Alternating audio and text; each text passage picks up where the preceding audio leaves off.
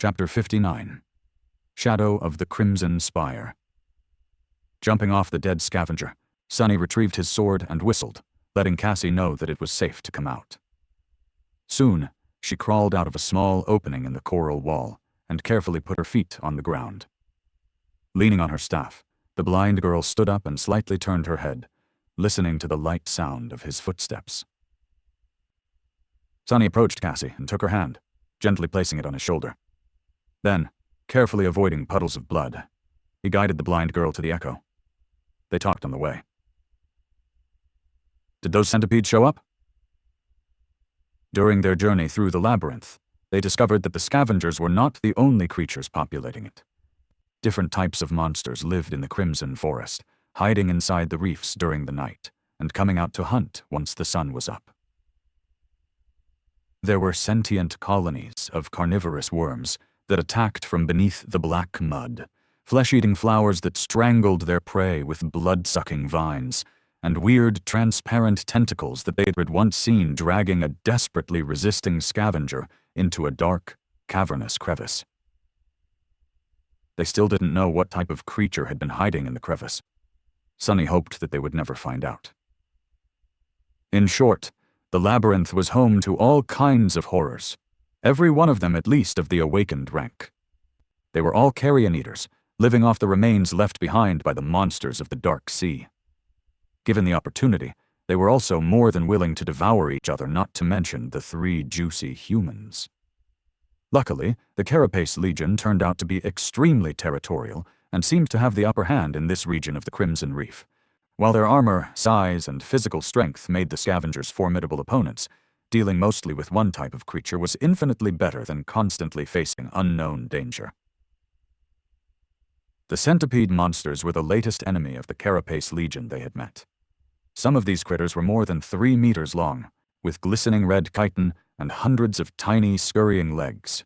They were abhorrently fast and agile, being able to move through mud, climb the coral walls, and even drop on the unsuspecting victims from above with incredible speed. What's worse, their bodies were able to secrete a corrosive black oil that melted through the strongest armor in seconds.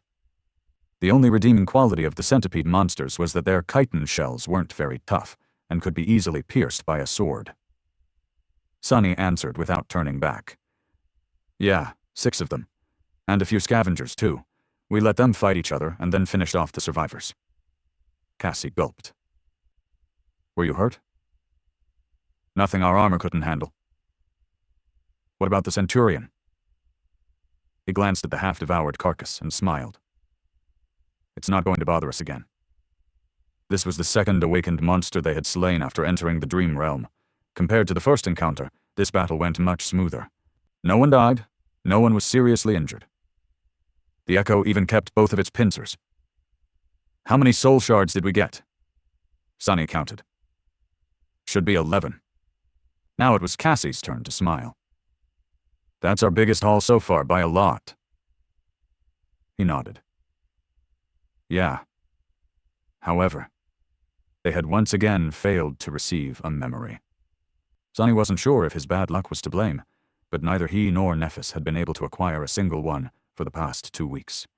It was almost as though the spell had decided that they had already gotten enough. There can never be enough. He sighed. One of the games he and Cassie liked to play during camp was to discuss what they would buy after coming back to the real world and becoming rich. However, he had to collect a few memories to auction off first. Otherwise, where would the money come from?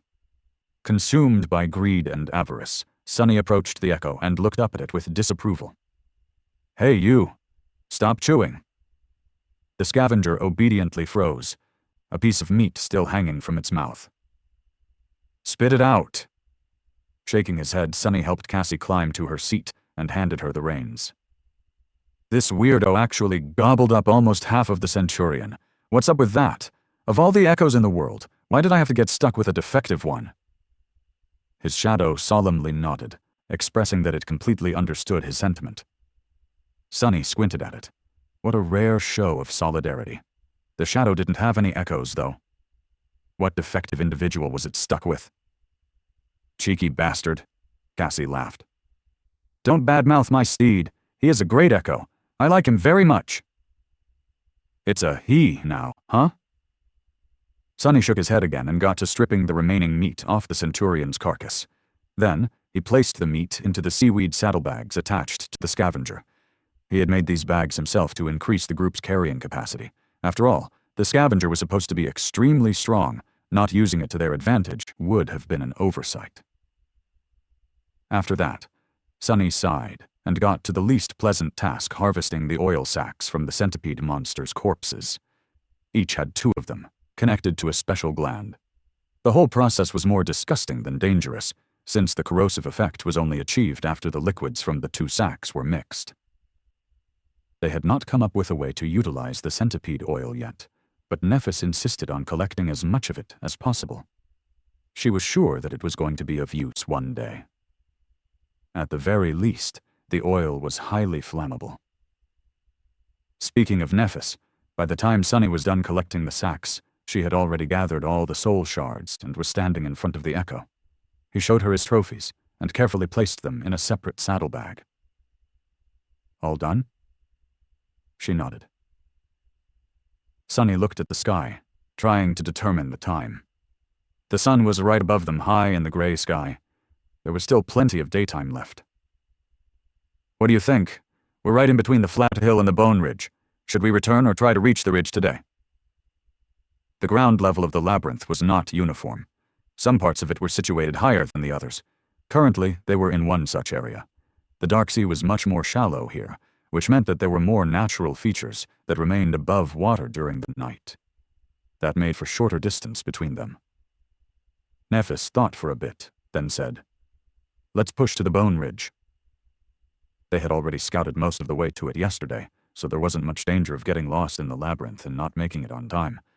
With the carapace centurion dead, the unpredictable element that had been making their lives harder for these past few days was also gone.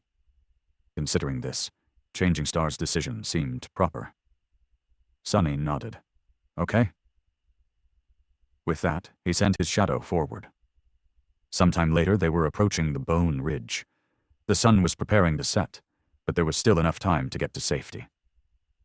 Sonny, however, felt alarmed and uncomfortable. This feeling began to pursue him soon after they had left the cliffs. It always appeared close to the evening and persisted until the last minutes of the sunset, then disappeared, leaving him puzzled and uneasy. The further west they traveled, the stronger the feeling became.